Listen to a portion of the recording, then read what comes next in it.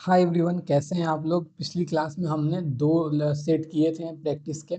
आगे हम बीच में हमारा थोड़ा सा ब्रेक हो गया है 2-3 दिन का। तो ऐसी कोई बात नहीं, आगे से हम लोग अब डेली कंटिन्यू करेंगे इसको। 7:30-8 बजे के बीच का ये शो होगा।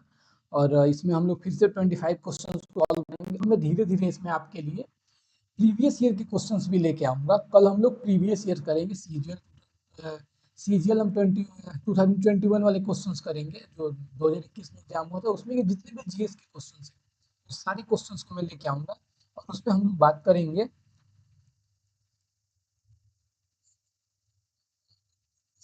तो जितने भी उसमें क्वेश्चंस होंगे हमारे, बाकी साउंड वगैरह सब क्लियर आ रहा है, ठीक है। कोई दिक्कत हो तो आप लोग चैट करना, मतलब आप कमेंट बॉक्स में लिखना।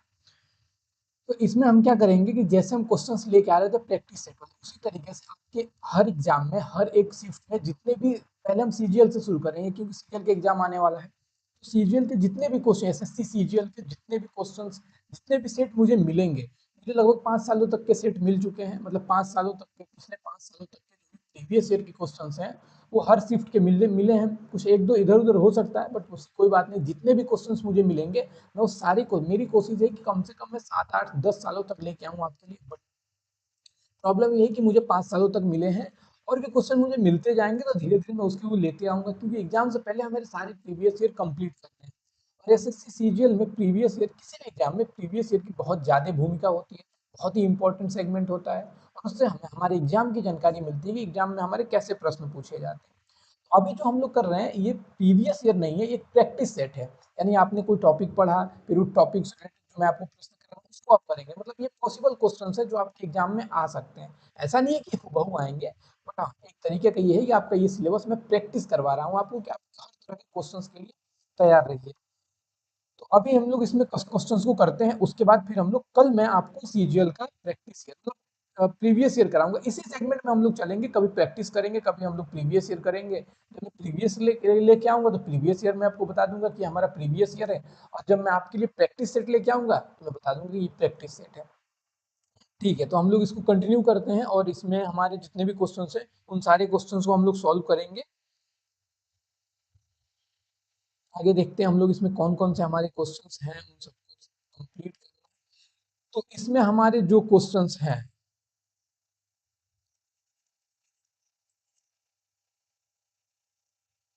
एक सेकेंड।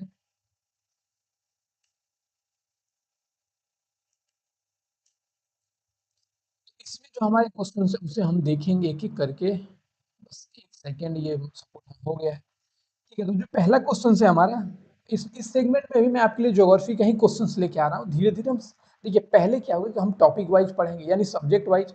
फिर उसके बाद क्या होगा, मैं एक ही सब में मिला के लेके आऊंगा। और जो आपका प्रीवियस ईयर होगा वो तो आप जानते हैं कैसा होता है, पूरे फ्री सारे में क्वेश्चंस लेके आऊंगा। 25 जितने क्वेश्चंस आपके टीयर 1 में पूछे जाते हैं, और उसमें आपके कुछ करंट करंट अफेयर का भी मैं उसमें से हटाऊंगा नहीं। वो सारे क्वेश्चंस हमारे पास होंगे, क्योंकि उससे हमें ये पता लगेगा कि करंट अफेयर का ट्रेंड क्या है, मतलब कैसे क्वेश्चंस करंट अफेयर में पूछे जाते हैं, या क्या उसका मामला है, मतलब कैसे हर चीज को समझना है हम लोगों को। तो इसमें हम लोग आज का कंप्लीट करते हैं। ये प्रैक्टिस सेट है, ना कि प्रीवियस ईयर। कल हम लोग प्रीवियस ईयर करेंगे और मैं एकदम मतलब सीजीएल का शुरू करूंगा। एक किसी दिन मैं प्रीवियस ईयर लेके आऊंगा, किसी दिन मैं सेट लेके आऊंगा। तो कंप्लीट इस लेक्चर को देखते हैं हम लोग। कि पहला हमारा जो क्वेश्चन है ये देखिए, ये पृथ्वी के मोशन ऑफ द अर्थ नाम का एक टॉपिक है। मोशन ऑफ द अर्थ, यानी पृथ्वी की गति। तो पृथ्वी की गति से संबंधित एक टॉपिक है जो आपको पढ़ना। उससे मैं क्वेश्चन, इससे पहले हम लोगों ने अक्षांश और देशांत यानी लैटिट्यूड लॉन्गिट्यूड को किया था। आज हम लोग मोशन ऑफ द अर्थ की क्वेश्चंस करेंगे, यानी पृथ्वी के जो गति से रिलेटेड जो क्वेश्चंस है उनको करने वाले हैं। तो इसमें देखिए पहला क्वेश्चन कि पृथ्वी किस दिशा में घूर्णन करती है। पहले तो घूर्णन सब समझिए, रोटेशन की बात हो रही है। क्या हो रही है? रोटेशन। इसको आप क्या कहते हैं? इसको आप घूर्णन कहते हैं। तो घूर्णन का मतलब क्या होता है कि गोल गोल घूमना, यानी अपने ही अक्ष पे घूमना, किसी के इर्द गिर्द नहीं घूमना। मतलब ये पेन है, तो अगर ये पेन ऐसे घूमने लगे, आई होप आपको दिखाई दे रहा होगा कि ये पेन अगर ऐसे घूमने लग जाए अपने ही अक्ष पे, ये कहेंगे कि ये रोटेट कर रही है, घूम रही है। या मैं ऐसे घूम जाऊं तो मैं बोलूंगा कि मैं रोटेट कर रहा हूँ। लेकिन किसी ऑब्जेक्ट को सेंटर मान के, किसी ऑब्जेक्ट को इनिशियल पॉइंट मान के अगर उसके चारों तरफ आप घूमते हो तो उसको बोलते हैं हम लोग रिवोल्यूशन, यानी परिक्रमण की बात करते हैं। लेकिन हम लोग यहाँ केवल रोटेशन की बात कर रहे हैं। मतलब घूर्णन की बात कर रहे हैं, तो पृथ्वी किस दिशा में घूर्णन करती है? तो आपने देखा होगा कि पृथ्वी पृथ्वी पश्चिम से पूर्व दिशा में घूर्णन करती है। ये अगर आपने बेसिक पढ़ा होगा तो आप समझ जाएंगे, क्योंकि सूर्योदय किधर होता है? पूर्व में होता है। और जब पृथ्वी ऐसे घूमते हुए आती है तो ऐसा लग रहा है कि हम, देखिए सन तो फिक्स है, मतलब जो सूर्य है इसकी एक स्थिति फिक्स है, और सारे ग्रह सारे पिंड उसके क्या करते हैं?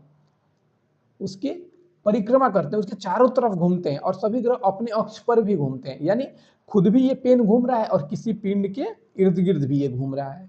तो जो जो चारों तरफ मतलब अपने अक्ष पे जब ये घूम रहा है, अगर ये खुद घूमे तो इसको बोलेंगे कि ये घूर्णन कर रहा है। और ये किसी ऑब्जेक्ट को सेंटर मान के, इनिशियल पॉइंट मान के, अगर वहां से उसके चारों तरफ घूमता है तो इसे हम क्या बोलते हैं? कि ये परिक्रमण गति है। तो हमारा यहाँ पे आंसर हो जाएगा ए, कि सूर्य पश्चिम से पूर्व की ओर घूमता है। नेक्स्ट देखते हैं कि पृथ्वी एक घूर्णन लगभग कितने समय में पूरा करती है? जनरली आप जानते हैं कि 24 घंटे का दिन होता है, सबको ये लगता है कि पृथ्वी एक चक्कर पूरा घूमने में 24 घंटे का समय लेती है, लेकिन ऐसा नहीं है। देखिए पृथ्वी पूरे एक चक्कर घूमने में 23 घंटे 56 मिनट और 4 सेकंड, ये अप्रोक्सीमेट वैल्यू है, तो कहीं कहीं आपको 23 घंटे 56 मिनट मिलेगा या 4 सेकंड नहीं भी मिलेगा। तो आप इतना देखोगे 23 घंटे 56 मिनट का में ये क्या करती है? एक चक्कर घूमती है, मतलब पृथ्वी एक, मतलब पूरा एक राउंड इसको घूमने में, पूरा केवल इसको अपने ही अक्ष पे एक राउंड घूमने में पूरा 23 घंटे 56 मिनट का समय लगता है। और जो बाकी का 4 मिनट बच रहा है, यानी 24 घंटे कहते हैं, तो बाकी का जो 4 मिनट बच रहा है, ये डेली का 4 मिनट ऐड होके साल का ये लगभग 6 घंटे बन जाता है। और 6 घंटे बन के ये 4 साल पे कितना? 24 घंटे बन जाता है। तो 24 घंटे इक्वल टू 1 आवर, सॉरी एक दिन। तो एक दिन का आप देखोगे कि जो लीप ईयर होता है हर चौथे साल पे आता है, यानी इस साल कोई लीप ईयर है तो इसके चौथे साल बाद 2020 के अगर लीप ईयर था तो 2024 में क्या आया? लीप ईयर था। अभी 2024 लीप ईयर था, यानी एक दिन इंक्रीज करता है। किसकी वजह से? इस केवल 4 मिनट की वजह से। 4 मिनट एक दिन का है, तो आपका ये क्या हो जाएगा? साल का लगभग ये 6 घंटे हो जाता है, और 4 साल का ये 24 घंटे हो जाता है। तो हर चौथे साल, यानी चौथे साल पे आपको लीप ईयर, यानी 4 साल बाद आपको लीप ईयर देखने को मिलता है। यानी तब साल, यानी जो ईयर है 365 दिन की बजाय 365 दिन, 366 दिन का होता है ये।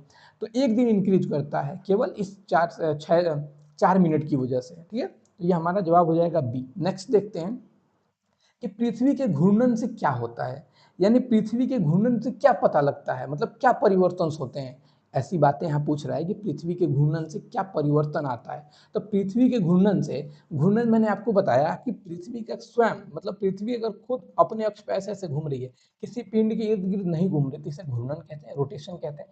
तो रोटेशन यानी अगर पृथ्वी घूमती है, पृथ्वी मान लीजिए घूमती है, तभी तो एक हिस्से में दिन आता है, एक हिस्से में रात आता है, मतलब कभी दिन कभी रात आ रहा है। तो पृथ्वी के घूमने के कारण ही ये हो रहा है। तो पृथ्वी के घूमने के कारण ही दिन और रात होता है। बाकी देखिए जो लीप ईयर है इसकी ये वजह नहीं है। लीप ईयर क्या है कि ये एक दिन वाला जो 4 मिनट बच रहा है उसके कारण हो रही है। ये भी नहीं होगा ऑप्शन। ऋतु परिवर्तन, ऋतु परिवर्तन क्या है? ऋतु परिवर्तन नहीं होगा, ये भी नहीं होगा। ये ऋतु परिवर्तन का दूसरा रीजन होता है, ये लंबे समय तक चलने वाली प्रक्रिया होती है। लेकिन जो हमारा डे नाइट होता है, ये आप देखेंगे 12 घंटे में दिन, 12 घंटे बाद रात होती है। तो ये किसके कारण होती है? रोटेशन के कारण, यानी घूर्णन के कारण। ठीक है, अगला देखते हैं हम लोग इसमें कि पृथ्वी किसके चारों ओर परिक्रमा करती है। अब देखिए परिक्रमा क्या हो गया कि मान लीजिए ये सूर्य है, क्या है? सूर्य है। और सूर्य के चारों ओर देखिए पृथ्वी पहले अपने ही अक्ष पे घूम रही थी, ये अपने ही अक्ष पे ऐसे रोटेट कर रही थी, घूम रही थी, तो हम कह रहे थे कि ये घूर्णन कर रही है। देखिए मान लीजिए कि अगर ये पृथ्वी हो गई, ये सूर्य हो गया, और इसके ये इर्द गिर्द चारों तरफ घूम रही है, तो हम कहेंगे कि ये रिवॉल्व कर रही है, यानी रिवोल्यूशनरी मोशन कर रही है, यानी परिक्रमा कर रही है। परिक्रमा करना मतलब किसी ऑब्जेक्ट के चारों तरफ घूमना। तो सूर्य किसके चारों तरफ घूमता है? पृथ्वी किसके चारों तरफ घूम रहा है? सूर्य की, यानी सन के। हमारा ऑप्शन हो जाएगा। आई होप साउंड वगैरह सब क्लियर जा रहा होगा आपको। ठीक है, सब क्लियर है। नेक्स्ट सवाल देखते हैं कि पृथ्वी एक परिक्रमण लगभग कितने समय में पूरा करती है। अब देखिए परिक्रमण, फिर सवाल आ गया कि पृथ्वी, ये देखिए सूर्य है, तो परिक्रमण कहने का मतलब क्या है कि पृथ्वी जो सूर्य का कितनी देर में एक चक्कर लगाती है, यानी एक क्या करती है? एक परिक्रमण गति कंप्लीट करती है। यानी जो पृथ्वी है हमारी, जो अर्थ है, वो सूर्य का चक्कर लगाने में कितनी देर का समय लेती है। तो पूरा सूर्य के एक चक्कर लगाने में ये कितना समय लेगी? पृथ्वी एक परिक्रमण लगभग कितने समय में पूरा करती है? तो अपने अक्ष पे तो ये 23 घंटे 56 मिनट 4 सेकंड में घूम रही है, लेकिन ये सूर्य के पूरे चारों तरफ इर्द-गिर्द घूमने में इसको 365 दिन 6 घंटे लगते हैं। अब ये देखिए 365 दिन 6 घंटे, एक दिन का मैंने बताया 4 मिनट, तो आप 1 साल का जब निकालोगे तो लगभग 6 घंटे के आस-पास जाएगा। तो 6 घंटा 1 साल का आप ऐड करते हो तो 4 सालों में ये 24 घंटा होता है। तो 24 घंटे बाद यानी एक दिन 4 साल बाद एक्स्ट्रा होगा, तो जो 4 साल बाद एक दिन एक्स्ट्रा हो रहा है वो आपका लीप ईयर में कन्वर्ट हो जाएगा, यानी 365 डे के बजाय 366 दिन का एक साल होगा। आगे हम समझेंगे इस चीज को। तो यहाँ पे 365 दिन और 6 आवर की बात होगी। परिक्रमा कितने देर में कर रहा है, समझ गए आप इस चीज को। आगे देखते हैं कि पृथ्वी की धुरी कितने कोण पे झुकी हुई है। The earth axis is tilted at, मतलब जो पृथ्वी की धुरी है, पृथ्वी जैसे ये मान लीजिए पृथ्वी है, तो ये तो हो गया कि आप ऐसे कह सकते हैं कि ये यहाँ पे क्या है, ये प्रदीप्त लाइनें हैं और ये पृथ्वी का झुकाव है कुछ ऐसे है, यानी पृथ्वी जो है इसके इसके बीच में 23 डिग्री का कोण बनाती है। तो हम ये कह सकते हैं 23.5 डिग्री का कोण बनाती है, तो हम ये कहते हैं कि पृथ्वी की धुरी जो कितने कोण पर झुकी हुई है, तो ये जो झुकी हुई है ना, ये 66 डिग्री 23.5 डिग्री के कोण पर ये झुकी हुई है। अगला देखते हैं कि पृथ्वी की धुरी एक कक्षीय तल के बीच। अब देखिए पृथ्वी की धुरी की कहाँ बात हो रही है। अब ये पृथ्वी हो गई, अब ये पृथ्वी का नॉर्थ पोल साउथ पोल है, नॉर्थ पोल साउथ पोल है, और ये जो लाइन आप खींचते हो ना, ये प्रदीप्त लाइनें हैं। प्रदीप्त लाइनें का मतलब जो दिन और रात की, यानी जो उजाले और अंधेरे को अलग करता हो। तो जो उजाले, मान लीजिए सूर्य इधर है, तो सूर्य की जो रोशनी आ रही है वो इस हिस्से से, जो प्रदीप्त लाइन है इसके इसी हिस्से में आएगी, लेकिन जो ये अक्षीय जो एक्सिस है ना, जो एक्सिस टिल्टेशन है इसका, ये नॉर्थ और ऐसे साउथ करके, तो 23.5 डिग्री का टिल्टेशन है ना इस पे, तो यहाँ के बीच में, इसके बीच में जो कोण बन रहा है ये 23.5 डिग्री का बन रहा है। तो ये कह रहा है कि पृथ्वी की धुरी और कक्षीय तल क्या हो गया कि पृथ्वी का जो कक्षा, यानी जिस कक्षा में वो घूम रही है उस कक्षा के साथ ये कितनी डिग्री का कोण बना रहा है।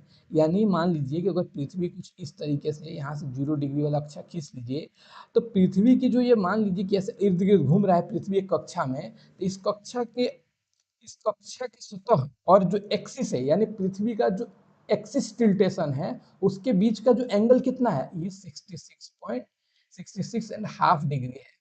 यहाँ पे आपका जवाब क्या हो जाएगा, 66.5 डिग्री। नेक्स्ट देखते हैं इसमें हम लोग कि ऋतु परिवर्तन किसके कारण होता है। पहले आपने देखा कि घूर्णन के कारण कौन से परिवर्तन होते हैं, यानी रोटेशन के कारण कौन से परिवर्तन होता है। रोटेशन के कारण दिन और रात वाला परिवर्तन हो रहा था, लेकिन ऋतु परिवर्तन, यहाँ पे सीजन चेंज या क्लाइमेट चेंज की बात हो रही है। तो क्लाइमेट चेंज या सीजन चेंज कब से कैसे होता है, ये एक लंबी प्रक्रिया होती है। यानी आप एक दिन में ये नहीं देखते हो कि आज गर्मी है और कल एकदम झाड़ा पड़ने लग जाए, ऐसा तो नहीं है। हमारे यहाँ जाड़े का मौसम टाइम कुछ समय बाद आता है, फिर बरसात का मौसम आता है, फिर गर्मी का मौसम, इन सारी प्रक्रियाओं को आने में कुछ टाइम लगता है ना। जो ये टाइम लग रहा है ना, इस टाइम को अगर आप देखते हो तो हम ये मानते हैं कि एक लंबी प्रक्रिया, और लंबी प्रक्रिया में होने वाली जितनी भी घटनाएं होती हैं पृथ्वी के घूमने के कारण, वो सारी क्या होती है, यहाँ पे देखिए, अगर यहाँ पे ये वाला ऑप्शन नहीं दिया होता, सी वाला, यानी रिवोल्यूशन एंड एक्सियल टिल्ट, तो केवल आपका ऑप्शन हो जाता बी, केवल रिवोल्यूशन। बट यहाँ पे ऑप्शन दिया है कि ऋतु परिवर्तन किसके कारण होता है, तो ऋतु परिवर्तन में परिक्रमण, यानी रिवोल्यूशन के साथ साथ, परिक्रमण के साथ साथ जो पृथ्वी की जो एक्सियल टिल्ट है, यानी जो पृथ्वी की अक्षीय झुकाव है 23.5 डिग्री, उसकी भी भूमिका होती है। तो यहाँ पे ये क्वेश्चन अच्छा है, और ये प्रीवियस ईयर का नहीं है, ये सेट मैंने बनाया था तो वहाँ पे मैंने इसको डाला है। तो आप देख सकते हैं कि ऐसे प्रश्न आपसे पूछे जा सकते हैं, और अब ऐसा ट्रेंड बन रहा है एसएससी में कि एसएससी में ऐसे प्रश्न पूछे जाएं। तो बिल्कुल आप ऐसे प्रश्नों के लिए तैयार रहिए। तो हमारा ऑप्शन हो जाएगा यहाँ पे सी, बी भी नहीं होगा, ए भी नहीं होगा, डी भी नहीं होगा, यहाँ पे ऑप्शन हो जाएगा सी। नेक्स्ट देखते हैं, leap year come after every, यानी लीप ईयर कितने वर्ष बाद आता है। तो मैंने आपको बताया 4 मिनट पर डे, तो 4 मिनट एक साल में हो रहा है 6 घंटे, यानी जो ये 4 मिनट था, 4 मिनट एक साल में कितना हो रहा है, एक साल में ये हो जा रहा है 6 घंटे, और ये 4 साल में हो जा रहा है कितना, 24 घंटे। तो 24 घंटे जो हो जा रहा है, तो हर चौथे साल बाद लीप ईयर आ रहा है। तो रीजन क्या है, यही सारे तो रीजन है, 4 मिनट 6 घंटे फिर 24 घंटे वाला। तो यहाँ पे 4 से लीप ईयर कितने वर्ष बाद आता है, यानी 4 साल बाद आता है। ये रीजनिंग के सवाल में भी आप इससे सारी चीज़ें पढ़ते होंगे, बट यहाँ हम लोग जीएस के हिसाब से पढ़ रहे हैं। देखिए ग्रीष्मायनन क्या है, समर सोलिस्टिक्स, यानी ग्रीष्मायनन कब माना जाता है, जब सूर्य की सीधी किरणें कहाँ पड़ती हैं, जब सूर्य की सीधी किरणें कर्क रेखा पर पड़ती हैं। यानी 21 जून की स्थिति को हम ग्रीष्म आयनान यानी समर सॉलिस्टिक्स पढ़ते हैं, जो कहते हैं। जब आप इसके बेसिक कॉन्सेप्ट हम जब पढ़ेंगे तो उसमें आप देखेंगे कि सूर्य को हम सेंटर में मान लेते हैं और ये एक एक्सिस इधर सूर्य को बना लेते हैं कैसे, और एक यहाँ पे और एक यहाँ पे। तो जो यहाँ होता है ये सूर्य किरणें इस हिस्से में जब पड़ती हैं, ये 21 जून की स्थिति है, और 21 जून में ये वाली जो लाइन है ये कर्क रेखा है, और इसके ठीक अपोजिट देखिए ये वाला हिस्सा सूर्य की तरफ होता है, और इसमें क्या है, ये जो साउथ वाला हिस्सा है ये नॉर्थ हो गया, ये साउथ हो गया। तो जब ग्रीष्मायनान की स्थिति आती है तो सूर्य की किरणें सीधे कर्क रेखा पर पड़ती हैं, और जब विंटर सोलिस्टिक्स की बात करते हैं हम जब लोग, यानी शीत है ना, तो यानी सूर्य का दक्षिणी हिस्सा सूर्य की तरफ होता है, यानी मकर रेखा, तो मकर रेखा पर पड़ती हैं। और जो इक्विनोस की स्थिति होती है, यहाँ पे इक्विनोस की स्थिति आती है कि जब सूर्य की किरणें 0 डिग्री इक्वेटर पे पड़ती हैं, इन दोनों कंडीशन में। तो जब 0 डिग्री इक्वेटर पे पड़ती हैं तो इसको हम लोग कहते हैं कि विषुव की स्थिति यानी इक्विनोस की स्थिति है। ये बेसिक जब हम लोग बेसिक वाले क्लास लेंगे, अभी तो नहीं हो पाएगा, बट जब से हम शुरू करेंगे उस चीज़ को, वैसे आपको सारी चीज़ें बहुत बेसिक में मिलेंगी। आप पहले प्रैक्टिस क्वेश्चंस को करिए, और क्वेश्चंस को आप टेस्ट सीरीज लगाते हो ना किसी भी इंस्टीट्यूट का या कहीं भी किसी ऑनलाइन प्लेटफॉर्म पे, ये एक तरीके का टेस्ट सीरीज ही है। और यहाँ पे टेस्ट सीरीज के साथ साथ आपको कुछ एक्सप्लेनेशन भी मिलते हैं, कुछ जानकारी अन्य भी मिलती है। तो टेस्ट सीरीज में भी ये ऑप्शन होता है, यहाँ पे भी वही ऑप्शन है। बस यही है कि यहाँ पे आप मेरे द्वारा चीज़ों को कर रहे हो और हर चीज़ को मैं आपको बता रहा हूँ। तो क्वेश्चन आप करिए, क्वेश्चन जितना करेंगे उतना बहुत ही बेनिफिट है, इसमें होता है। देखिए अब समर सॉलिस्टिक्स की बात हो गई, अब विंटर सॉलिस्टिक्स की बात हो रही है, यानी शीतायनान। शीतायनान कब होता है, ये देखिए आपका होता है 22 दिसंबर को, जब सूर्य की किरणें मकर रेखा पर पड़ती है। कहाँ, मकर रेखा पर। आई होप आप इस चीज़ों को समझ रहे होंगे अच्छे से। अगला देखते हैं हम लोग, इक्विनॉस, विषु कब होता है। मैंने आपको बताया कि जो विषु की स्थिति होती है, यानी सूर्य की किरणें साल में 2 बार 0 डिग्री इक्वेटर पे पड़ती हैं। एक स्थिति जो होती है वो होती है 23 सितंबर की, और एक स्थिति जो होती है वो होती है 21 मार्च की। यानी 21 मार्च और 23 सितंबर को सूर्य की किरणें सीधे 0 डिग्री इक्वेटर पे पड़ती हैं, यानी 0 डिग्री अक्षांश पे पड़ती हैं। और इस स्थिति में दोनों गोलार्धों में, यानी नॉर्दर्न हेमिस्फीयर में भी और साउदर्न हेमिस्फीयर में भी क्या होता है, दिन और रात की लंबाई इक्वल होती है। यानी इक्विनॉस के समय सूर्य की किरणें सीधे इक्वेटर पे परपेंडिकुलर यानी लंबवत पड़ती हैं, और यहाँ पे सूर्य तप की प्राप्ति ज़्यादा होती है। और ये स्थिति एक और है यहाँ पे कि 0 डिग्री इक्वेटर पे जब ये पड़ती है तो इस स्थिति में क्या होता है कि दोनों ही क्षेत्रों में, यानी नॉर्दर्न और उत्तरी दक्षिणी गोलार्ध और उत्तरी गोलार्ध दोनों में दिन और रात की लंबाई एक समान होती है। तो यहाँ पे हमारा हो जाएगा सी ऑप्शन। आगे देखते हैं हम लोग, विषुव के समय क्या होता है। देखिए इक्विनॉक्स के समय कौन से कंडीशंस होते हैं, मैंने आपको बताया कि दिन रात की अवधि। देखिए ये हमारी पृथ्वी है, और पृथ्वी ये 0 डिग्री, तो 0 डिग्री पे अगर सूर्य सीधा परपेंडिकुलर यानी सीधा लंबवत पड़ रहा है, तो इधर भी उतनी ही रोशनी की प्राप्ति होगी या सूर्य तप की प्राप्ति होगी, और इधर भी उतनी ही मात्रा में होगी। यानी इन दोनों क्षेत्रों में इक्वल डिस्ट्रीब्यूशन हो रहा है सूर्य तप की मात्रा का। तो सूर्य की जो मात्रा है वो दोनों गोलार्धों में इक्वली डिस्ट्रीब्यूट हो रहा है। इक्वली डिस्ट्रीब्यूट होने के कारण इसमें आपको क्या होता है कि इधर भी दिन की अवधि, देखिए एक तरफ दिन की अवधि होगी तो एक तरफ रात की अवधि होगी, तो दोनों तरफ दिन की अवधि, इधर दिन की अवधि और इधर रात की अवधि, यानी दोनों तरफ दिन और रात की अवधि इक्वल होती है इस स्थिति में।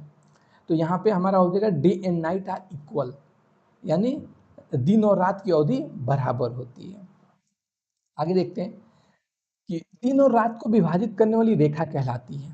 अब देखिए यहाँ पे जो मैंने आपको पहले ही बताया था कि यहाँ पे एक लाइन ऐसे खींची जाती है, क्योंकि ये पृथ्वी का अक्षीय झुकाव नहीं है, यानी ये पृथ्वी का एक्सियल टिल्टेशन नहीं है।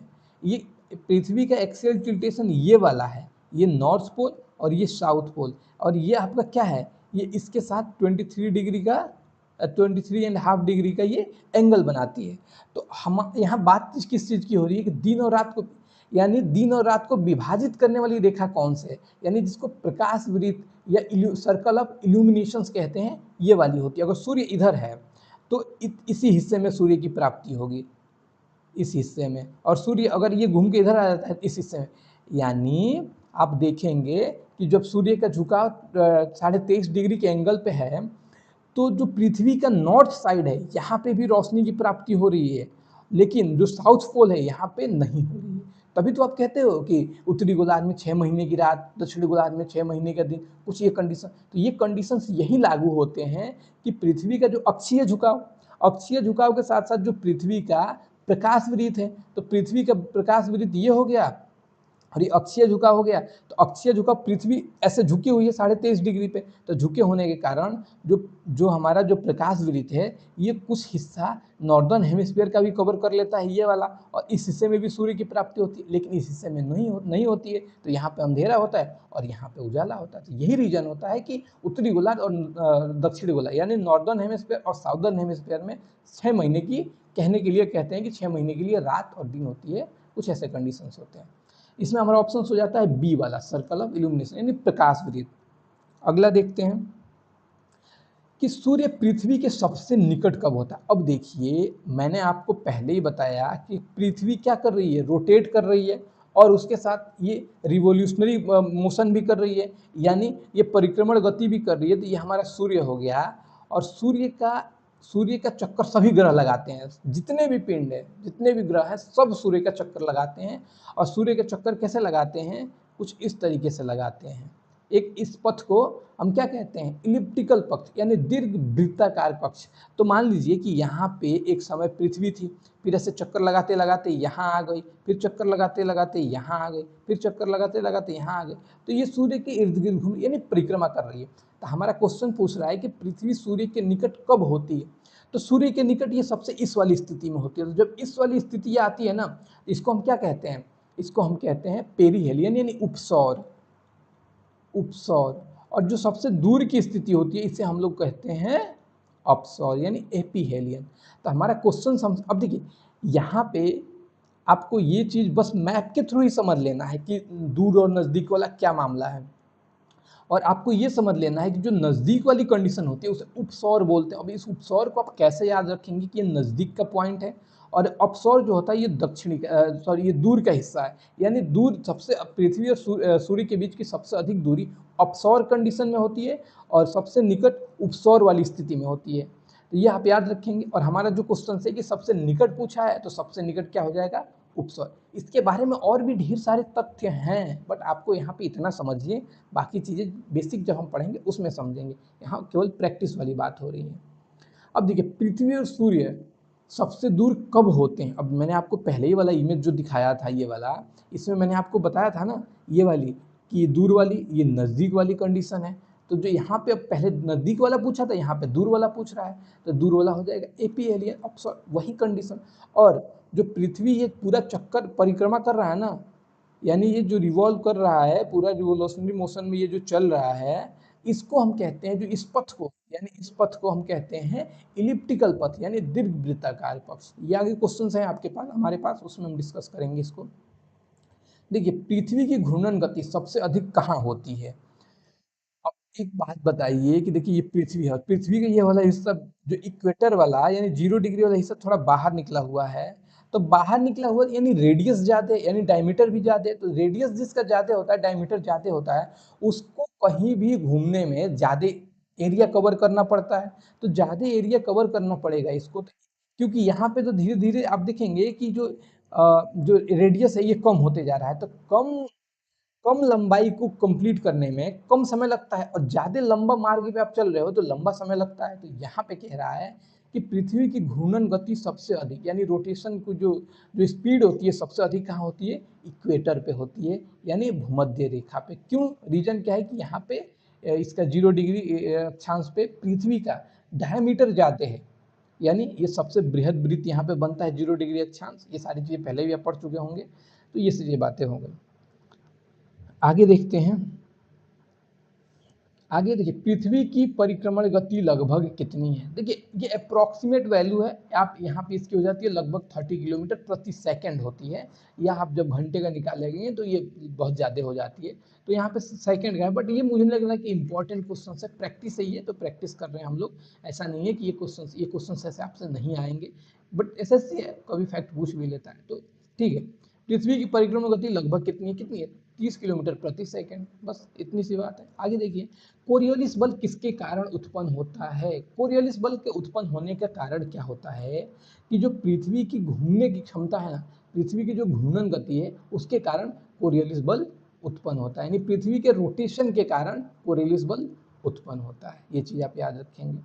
अगला देखते हैं कि निम्नलिखित में से कौन सी घटना पृथ्वी के घूर्णन के कारण नहीं होती है, यानी कह रहा है कि इसमें से कौन सी फेनोमेनन जो कि है जो नहीं होती है पृथ्वी के रोटेशन के कारण। तो देखिए डे नाइट रोटेशन के कारण हो रहा है, कोरियोलिस बल भी रोटेशन के कारण होता है। अब देखिए स्थानीय समय का परिवर्तन भी रोटेशन के कारण ही हो रहा है, लेकिन चेंज ऑफ द सीजन यानी क्लाइमेट चेंज यानी ऋतु परिवर्तन जो है ये लंबी प्रक्रिया है, और ये पृथ्वी के चारों तरफ, सूर्य के चारों तरफ घूमने के कारण यानी परिक्रमण के कारण होता है। तो यहाँ पे ऑप्शन हमारा हो जाएगा डी। ऐसे क्वेश्चंस अच्छे क्वेश्चंस, इन क्वेश्चंस को आपको तैयार रखना चाहिए, क्योंकि ऐसे क्वेश्चंस आपसे बहुत ही अच्छे पूछे जा सकते हैं, तो ऐसे क्वेश्चंस के लिए आप तैयार, ये अच्छे क्वेश्चंस में आते हैं ऐसे। अगला देखते हैं, पृथ्वी की कक्षा कैसी है, यानी अर्थ ऑर्बिट किस नेचर का है। तो आपको मैंने बताया कि जो पृथ्वी है वो सूर्य के चारों ओर जिस मार्ग पे, जिस पथ पे ये परिक्रमण कर रही है उसको हम कहते हैं दीर्घ वृत्ताकार पथ यानी इलिप्टिकल पथ। तो यहाँ पे हमारा ऑप्शन हो जाएगा बी, इलिप्टिकल पथ। अब देखिए, सूर्य केंद्रित सिद्धांत किसके द्वारा दिया गया था, किसने बोला था कि सूर्य ब्रह्मांड के केंद्र में है और सारे ग्रह उसकी परिक्रमा कर रहे हैं यानी उसकी परिक्रमा कर रहे हैं, उसके चारों तरफ घूम रहे हैं। ये बात किसने बताया था, सबसे पहले ये बात कोपरनिकस ने बताया था। किसने बताया था, सबसे पहले कोपरनिकस ने नहीं बताया था, इससे पहले देखिए ऑप्शन में कोपरनिकस है, लेकिन इससे पहले ब्रह्मगुप्त नाम के एक खगोल वैज्ञानिक जो हमारे भारतीय इतिहास में, उनके प्राचीन इतिहास काल में उनका नाम है, ग्रंथों में नाम है, तो उन्होंने बताया था कि सूर्य सभी ब्रह्मांड के केंद्र में स्थित है और सभी ग्रह उसकी परिक्रमा करते हैं। और कोपरनिकस जो बाद में आए, बहुत बाद में आए, तो इन्होंने बाद में बताया, आधुनिक युग में इन्होंने बताया कि ऐसी घटना होती है। तो इसलिए हम यहाँ पे आधुनिक बातों को लेते हैं बस। हेलियोसेंट्रिक थ्योरी इसको बोलते हैं कि सूर्य केंद्रित सिद्धांत किसने प्रतिपादित किया, किसने दिया था, प्रपोज किसने किया था, तो कोपरनिकस ने किया था। आगे देखते हैं कि सूर्य का पूर्व से पश्चिम दिखाई देना किसके कारण होता है। देखिए सूर्य का पूर्व से पश्चिम दिखाई देना ये थोड़ा सा एप्लीकेशन वाला क्वेश्चन है, आप बट बहुत ज्यादा ये हार्ड नहीं है, नॉर्मल सा क्वेश्चन है। पृथ्वी का क्या होता है, आप देखते हो कि सुबह रात और दिन क्यों हो रहा है, रोटेशन के कारण हो रहा है। तो रात दिन अगर रोटेशन के कारण हो रहा है तो किसके कारण रात दिन हो रहा है, सूर्य दिखाई दे रहा है, सूरज की मतलब उजाला और अंधेरे के कारण। तो उजाला अंधेरा क्यों, किस कारण से, दिन रात किस कारण से होता है, ये होता है रोटेशन के कारण। तो यहाँ पे वही बात है कि पृथ्वी के घूर्णन के कारण यानी रोटेशन के कारण सूर्य का पूर्व से पश्चिम दिखाई देना किसके कारण होता है, तो ये रोटेशन के कारण होता है। और इसमें देखिए दिन और रात की अवधि में परिवर्तन का मुख्य कारण क्या है, इसके पीछे हमने, अच्छा ये दूसरा है, दिन और रात की अवधि में परिवर्तन का मुख्य कारण क्या है। तो दिन और रात की अवधि में परिवर्तन का मुख्य कारण देखिए, पहला तो था अर्थ रोटेशन, अगर केवल रोटेशन वाला ऑप्शन हो, बट यहाँ पे जब एक्सियल टिल्ट की बात कर दे, यानी जब धुरी का झुकाव, यानी जब अक्षीय झुकाव की बात कर दे, तो अक्षीय झुकाव के कारण भी इसको शामिल करेंगे, यानी earth axial tilt and revolution, sorry दिन और, सॉरी माफ कीजिएगा, ये वाला ऑप्शन नहीं होगा और ये वाला भी नहीं होगा, केवल यहाँ पे ये वाला ऑप्शन होगा। दिन और रात की अवधि में परिवर्तन का मुख्य कारण क्या होता है, अर्थ रोटेशन होता है। तो ये हमारे सारे क्वेश्चंस इसमें कंप्लीट हो गए। अब हम सारे क्वेश्चंस को ऐसे ही करेंगे, कल इसी टाइम मैं आपके लिए सीजीएल का 2020 या 21 का है, वो मैं प्रीवियस ईयर आपके लिए जीएस का लेके आऊंगा। इस मुद्दे पे हम लोग जीएस जीके वाली सारी चीजों को कंप्लीट करेंगे। और अभी इसके बाद जैसे मतलब अभी सीजीएल का शुरू करेंगे, फिर 2-4 दिनों बाद सीएचएसएल का, और एसएससी के जितने भी एग्जाम आगे होने वाले हैं उन सब का प्रीवियस ईयर। आप जानते हैं कि प्रीवियस ईयर एक बहुत ही मतलब बहुत ही इंपॉर्टेंट चीज होती है एग्जाम के रिगार्डिंग। तो जो इंपॉर्टेंट चीज है उसको देखना है ना, आप उससे ये पता लगता है कि कहाँ से क्वेश्चन आ रहे हैं, कैसे टाइप के क्वेश्चन आ रहे हैं, करंट अफेयर का नेचर क्या है, हर क्वेश्चन का नेचर क्या है, सारी चीजें आपको प्रीवियस ईयर से समझ में आती है। प्रैक्टिस एक दूसरी चीज हो गई कि आपने जितना पढ़ा है कहीं भी उसकी मैं प्रैक्टिस करवा रहा हूँ उससे क्वेश्चंस लाके। बट प्रीवियस ईयर क्या हो गया, आपको क्या पढ़ना है, कैसे पढ़ना है, किस टॉपिक से, किस एरिया से इंपॉर्टेंट क्वेश्चन है, किस एरिया के क्वेश्चन कम पूछे जा रहे हैं, कहाँ से ज्यादा पूछे जा रहे हैं, इस चीज का अनुमान लगा पाते हैं हम लोग। तो प्रीवियस ईयर पे हम लोग बहुत ही हार्डली, बहुत ही स्ट्रांगली काम करने वाले हैं। और ये तब तक चलेगा जब तक आपका एसएससी सीजीएल या सीएचएसएल या और भी जो उसके एग्जाम इस साल वाले हैं 2026 के हो नहीं जाते। तो फिर मिलते हैं नेक्स्ट वीडियो में। इस वीडियो में इतना ही। Thank you so much.